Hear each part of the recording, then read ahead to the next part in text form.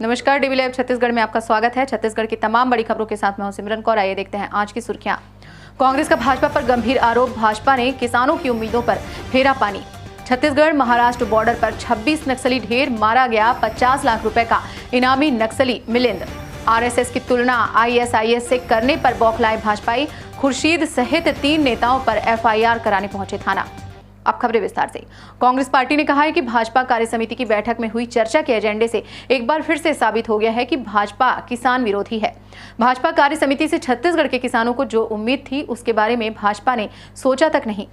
प्रदेश कांग्रेस संचार विभाग के अध्यक्ष सुशील आनंद शुक्ला ने बयान जारी करते हुए कहा कि आज छत्तीसगढ़ के किसानों का सबसे बड़ा मसला धान की खरीदी है। राज्य सरकार 1 दिसंबर से 105 लाख मीट्रिक टन रिकॉर्ड धान की खरीदी करने जा रही है। केंद्र सरकार ने इस वर्ष छत्तीसगढ़ से 61.5 lakh metric ton central pool में चावल लेने की सहमति दी है, मगर केंद्र ने राज्य से इस वर्ष उसना चावल नहीं लेने का फरमान सुनाया है। प्रदेश के किसानों और राइस मिलर्स को यह उम्मीद थी कि कार्य समिति की बैठक में भाजपा प्रस्ताव पारित करके केंद्र सरकार से राज्य के उसना लेने पर प्रतिबंध हटाने और राज्य को पर्याप्त बारदाना देने की मांग करेगी। दुर्भाग्य से भारतीय जनता पार्टी की कार्य समिति ने ऐसा कुछ भी नहीं किया। केंद्र के इस फैसले से प्रदेश की 600 राइस मिलें बंद हो जाएंगी, वहीं उसमें काम करने वाले मजदूर भी बेरोजगार हो जाएंगे। वहीं इस समस्या से निजात दिलाने के लिए भाजपा ने कोई प्रयास तक नहीं किया। प्रदेश के पूर्व मुख्यमंत्री डॉक्टर रमन सिंह ने तो इस मुद्दे पर यह कहकर पल्ला झाड़ लिया कि यह तो राज्य और केंद्र सरकार के बीच का मामला है, राज्य को केंद्र से इस मामले में रिक्वेस्ट करना चाहिए। केंद्र और राज्य के बीच में छोटे मोटे बातें रहती हैं, तो इनको जाके रिक्वेस्ट करना चाहिए और ये नीतिगत फैसले हैं केंद्र सरकार उसमें लेती है। कांग्रेस पार्टी ने यह भी कहा है कि भाजपा के नेता धान का समर्थन मूल्य 2800 रुपए करने की मांग राज्य सरकार से करते हैं, मगर पार्टी ने अपनी कार्य समिति की बैठक में धान का समर्थन मूल्य 2800 करने का प्रस्ताव पारित करके केंद्र सरकार के पास क्यों नहीं भेजा। इस मुद्दे पर भी भाजपा को केंद्र को प्रस्ताव भेजना चाहिए। भाजपा कार्य समिति की बैठक में भाजपा के तमाम राष्ट्रीय और राज्य के कद्दावर नेता और सांसद उपस्थित थे। यदि यह प्रस्ताव जाता तो निश्चित ही मोदी सरकार इस पर कुछ निर्णय लेने को मजबूर होती।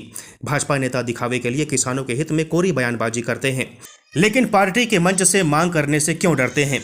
डॉक्टर रमन सिंह, धर्मलाल कौशिक, विष्णुदेव साय, बृजमोहन अग्रवाल सबकी बोलती वहां क्यों बंद हो जाती है, जबकि कृषि उपजों का समर्थन मूल्य केंद्र सरकार तय करती है। इसी तरह बारदाना मुहैया करने में भी केंद्र सरकार द्वारा पक्षपात किया जा रहा है। भाजपा की प्रेस वार्ता में उसना चावल केंद्र द्वारा नहीं लिए जाने संबंधी सवाल पूछे जाने पर भाजपा के राष्ट्रीय उपाध्यक्ष और प्रदेश के पूर्व मुख्यमंत्री डॉक्टर रमन सिंह ने कहा कि राज्य और केंद्र के बीच छोटी मोटी बातें होती रहती हैं।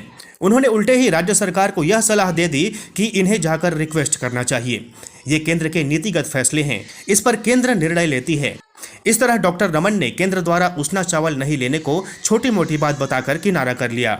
केंद्र और राज्य के बीच में छोटे मोटे बातें रहती हैं, तो इनको जाके रिक्वेस्ट करना चाहिए और ये नीतिगत फैसले हैं केंद्र सरकार उसमें लेती है। गढ़चिरौली एनकाउंटर में जवानों ने 50 लाख रुपए के खूंखार इनामी नक्सली मिलिंद को भी मार गिराया है। छत्तीसगढ़ महाराष्ट्र बॉर्डर पर गढ़चिरौली इलाके में शनिवार सुबह पुलिस और नक्सलियों के बीच मुठभेड़ हुई है। इस मुठभेड़ में सुरक्षा बलों ने 26 नक्सलियों को ढेर किया है। फोर्स को सूचना मिली थी कि गढ़चिरौली के 11 पट्टी के जंगल में भारी संख्या में कई हथियारबंद नक्सली मौजूद हैं। इसी के आधार पर शनिवार की सुबह महाराष्ट्र पुलिस के C60 यूनिट को ऑपरेशन के लिए निकाला गया था। जैसे ही जवान इस इलाके के जंगलों में पहुंचे तो माओवादियों ने जवानों पर फायर खोल दिया था। जवाबी कार्रवाई में फोर्स ने नक्सलियों को मुंहतोड़ जवाब दिया। कई घंटे तक पुलिस और नक्सलियों के बीच मुठभेड़ चली, जिसमें जवानों ने 26 नक्सलियों को ढेर कर दिया है। मौके से भारी मात्रा में हथियार समेत सामान भी बरामद किए गए हैं। गढ़चिरौली के एसपी अंकित गोयल ने इसकी पुष्टि की है। सीनियर कैडर का हार्डकोर नक्सली मिलिंद तेल तुमड़े भी इस मुठभेड़ में ढेर हुआ है। इसके साथ ही और कई बड़े लीडरों के मारे जाने की खबर मिल रही है। सलमान खुर्शीद के मामले को लेकर बीजेपी के वरिष्ठ नेता रायपुर के सिविल लाइन थाने में एफआईआर दर्ज कराने पहुंचे, लेकिन पुलिस ने एफआईआर दर्ज नहीं की और कहा कि पहले जांच की जाएगी, फिर एफआईआर दर्ज किया जाएगा। बीजेपी के सभी दिग्गज नेता सिविल लाइन थाने पहुंचे। इस मौके पर पुलिस को ज्ञापन सौंपा गया। पूर्व विधानसभा अध्यक्ष और बीजेपी के वरिष्ठ नेता प्रेम प्रकाश पांडे ने बताया कि सलमान खुर्शीद के द्वारा लिखी गई पुस्तक में हिंदुओं की तुलना आतंकी संगठन से की गई है, जो निंदनीय है। इस मामले में सलमान खुर्शीद के साथ ही दिग्विजय सिंह और पी चिदम्बरम पर भी एफआईआर दर्ज किया जाए। कांग्रेस के वरिष्ठ नेता सलमान खुर्शीद द्वारा एक विवादित किताब लिखी गई है, सनराइज ओवर अयोध्या। उस किताब में हिंदू समाज के लोगों की तुलना विश्व के कुख्यात आतंकवादी संगठन ISI और बोको हराम से की गई है। ये सब एक सुनियोजित षड्यंत्र के तहत में हिंदू समाज की भावनाओं को आहत करने के लिए, हिंदू समाज को विश्व के मानस पटल पर बदनाम करने के लिए ये सब किया जा रहा है। और जो चुनावी हिंदू लोग हैं वो हिंदू समाज को और हिंदुत्व को नहीं समझते हैं। हिंदू समाज को लगातार यहाँ पर अपमानित किया जा रहा है, टारगेट किया जा रहा है। इस संदर्भ में हम लोग यहाँ पर आज थाने आए हैं और ऐसे व्यक्ति के खिलाफ हम FIR की मांग कर रहे हैं। साथ ही साथ इस पुस्तक को प्रतिबंधित करने की हम मांग कर रहे हैं।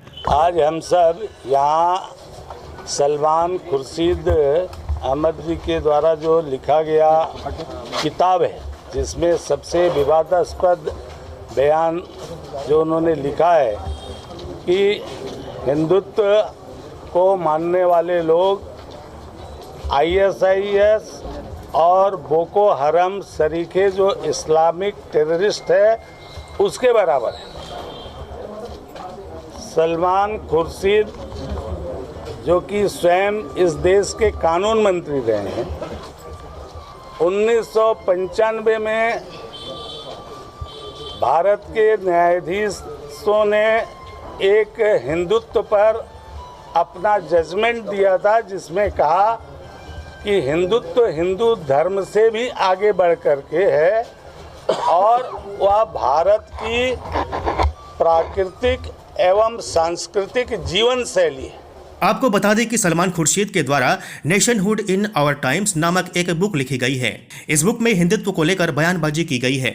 उन्होंने हिंदुओं की तुलना आतंकी संगठन ISIS से की है, जिसको लेकर राजधानी रायपुर में बीजेपी नेताओं ने सिविल लाइन थाने में सलमान खुर्शीद के खिलाफ FIR दर्ज करने की मांग की और ऐसे पुस्तकों को बैन कर लेखक के ऊपर कार्यवाही करने को कहा। झीरम मामले में राजभवन द्वारा प्रदेश सरकार को सौंपी गई रिपोर्ट पर कांग्रेस ने बड़ा आरोप लगाया है। इस मामले में मंत्री रविंद्र चौबे ने कहा है कि राज्यपाल भवन से न्यायिक जांच रिपोर्ट भेजी गई तो लिफाफा खुला हुआ था।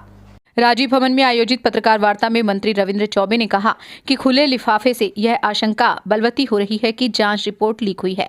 कांग्रेस के मंत्री द्वारा दावा किया गया है कि राजभवन से आई रिपोर्ट खुले लिफाफे में आई थी। मुख्यमंत्री सचिवालय ने खुला लिफाफा लेने से इनकार किया तो उसके बाद लिफाफा सील बंद होकर पहुंचा। पत्रकार वार्ता में गृह मंत्री ताम्रध्वज साहू भी मौजूद थे। मणिपुर में हुए आतंकी हमले में छत्तीसगढ़ के रायगढ़ जिले के कर्नल विप्लव त्रिपाठी व उनकी पत्नी और पुत्र भी शहीद हो गए। इस घटना को लेकर राज्य के मुख्यमंत्री भूपेश बघेल ने भी संवेदना व्यक्त की है। आपको बता दें कि मणिपुर में उग्रवादियों के द्वारा सेना के काफिले को निशाना बनाया गया, जिसमें 5 जवान समेत 7 अन्य लोग की भी जान गई है। इस घटना में रायगढ़ जिले के कर्नल विप्लव त्रिपाठी व उनकी पत्नी अनुजा और 5 साल के बेटी की भी मौत हो गई। इस घटना को लेकर PM मोदी, रक्षा मंत्री राजनाथ सिंह सहित छत्तीसगढ़ के राज्यपाल अनुसुईया उइके व मुख्यमंत्री भूपेश बघेल ने दुख जताया है। मणिपुर में हमारे एक छत्तीसगढ़ के अफसर शहीद हुए हैं और उनकी शहादत को मैं नमन करता हूं। उनकी शहादत बेकार नहीं जाएगी। हमारे छत्तीसगढ़ के सपूत उस सीमा में भारत की सीमा में जाके उन्होंने शहादत दी है। मैं उनके परिवार के प्रति संवेदना व्यक्त करता हूं और हमें गर्व है ऐसे सपूत छत्तीसगढ़ महतारी की कोख से जन्म लिया। महिला और बाल विकास मंत्री अनिल भेड़िया राजीव भवन में मिलिए मंत्री से कार्यक्रम में शामिल हुई। इस दौरान किसी भी समस्या को लेकर उनके पास कोई भी आवेदन नहीं आया। राजीव भवन में आयोजित मिलिए मंत्री से कार्यक्रम में किसी भी शिकायत की अर्जी नहीं मिलने पर महिला बाल विकास मंत्री अनिला भेड़िया ने कहा कि ज्यादातर शिकायतें को वे अपने कार्यालय से ही निराकरण कराने का आदेश दे देती हैं, इसलिए इस कार्यक्रम में शिकायतें प्राप्त नहीं हुई हैं। यहाँ स्वेच्छा अनुदान राशि जैसे आवेदन प्राप्त हुए हैं।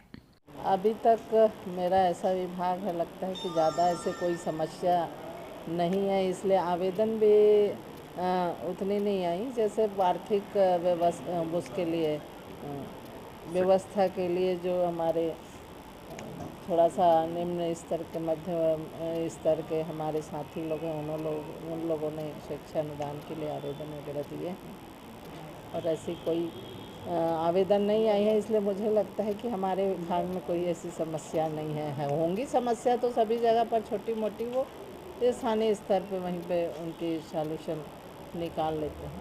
भारत के प्रथम प्रधानमंत्री पंडित जवाहरलाल नेहरू की जयंती के मौके पर विधानसभा अध्यक्ष डॉक्टर चरणदास महंत ने जवाहरलाल नेहरू के तैल चित्र पर पुष्प अर्पण कर उन्हें याद किया। विधानसभा अध्यक्ष डॉक्टर चरणदास महंत ने कहा कि स्वतंत्रता प्राप्ति के पश्चात नेहरू जी का गरीबी और बेरोजगारी जैसी समस्याओं को मिटाने में उनका अहम योगदान रहा है। उन्होंने कहा कि इसके साथ ही भारत में सौहार्दपूर्ण और मजबूती बनाने का भी लगातार उन्होंने प्रयास किया। आज उनका योगदान पूरे भारत में याद किया जाता है। इस बुलेटिन में फिलहाल इतना ही। बने रहिए DB लाइव छत्तीसगढ़ के साथ। नमस्कार।